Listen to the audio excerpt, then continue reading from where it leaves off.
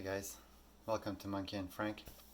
I want to talk to you about my mental health, or even mental health in general, and how it's part of my life and why and whatever.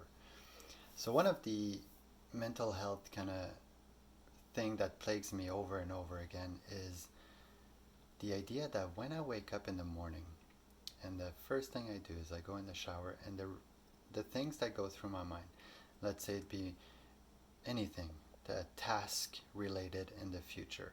Already I'm feeling, no, I don't want to, I want to be here and now. I don't want to think about that.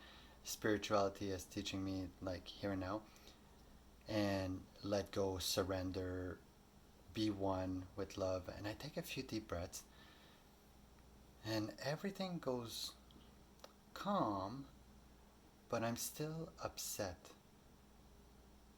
And I'm still upset. And that's normal. That's always been me, no matter. It's like there's an unhappiness inside of me that I cannot escape. For example, I notice today I notice more and more every day, and it gives me hope that I'm starting to really be aware and to look at my body and to be aware of my feelings. But today I noticed that on some days, my wife, there's nothing that she can do or say or whatever that's going to be good enough. And that's every time that I experience those days, I'm always so baffled and confused because logically, and that's the fallacy in my life, is that my life is good. It's beautiful. Children, wife, house, food, shelter, and some spare money. Like, but I realize that my awareness or my body is making me feel on days where my and on other days I cannot have enough of her. Like I just hug her all the time. Like I feel annoying. I am so cuddly. And it goes from one to the other, from one to the other. That's if that's not mental health like issues, I don't know what it is. And that's me in my life in general. And that's the biggest reason why I went to Peru is just before Peru, when I had a conversation with the cold out of nowhere, I learned from watching videos that when you go to Peru and you do ayahuasca, there's a mother ayahuasca that comes and heals you. I was like, spirits, huh? I don't really believe in ghosts, so whatever. But I used to take, I used to, I still do, I love it. I take cold showers because of the Wim Hof breathing. And when you're with the cold, it's something else. And I was having a lot of difficulty back then. And when I went in the cold, again, it takes you by surprise and it hurts. For me, it still hurts. There's a pain associated to cold when it hits you on the shower. It's like needles everywhere. And when you go through this, you're here now. You can't help but to notice exactly what's going on at that spot. And you're just moving from spot to spot, trying to survive the cold. And I said hi to the cold, and it answered back and says hi.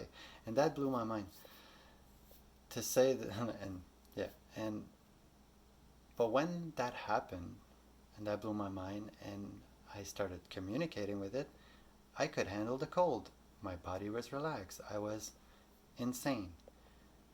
Insanity, mental health, or whatever, is a comfort in my awareness. The idea that whatever voices I hear, it be negative or positive, that yes, it comes from my awareness. Yes, I can silence them by doing the practice of taking a deep breath, saying, I am love. If you have to scream it internally, do it. But I guarantee you, if you do that 10 times in a row, whatever is in your mind is going to be silent. Is the relaxation that maybe those thoughts are not you and you don't have to feel bad about them. And when they come up, and that's what I'm struggling with, and that's what I'm trying to get comfort with, is that with spirituality, with Mother, with spirits, with God, with craziness and honesty and openness, that maybe they're not me. And I could just have a solid communication and learn to communicate internally, and in turn, it's going to help me communicate externally. But society, I don't know. Society doesn't tell me shit. I don't know why I said I was going to blame society there. I tell myself that you can't be insane. Like, don't be insane. That's ridiculous. If people know you're insane, like even now posting this video, it's going to be insane. Like, I don't want to do that, but I will. Like, I'm just going to go towards the fear. Anyways, mental health.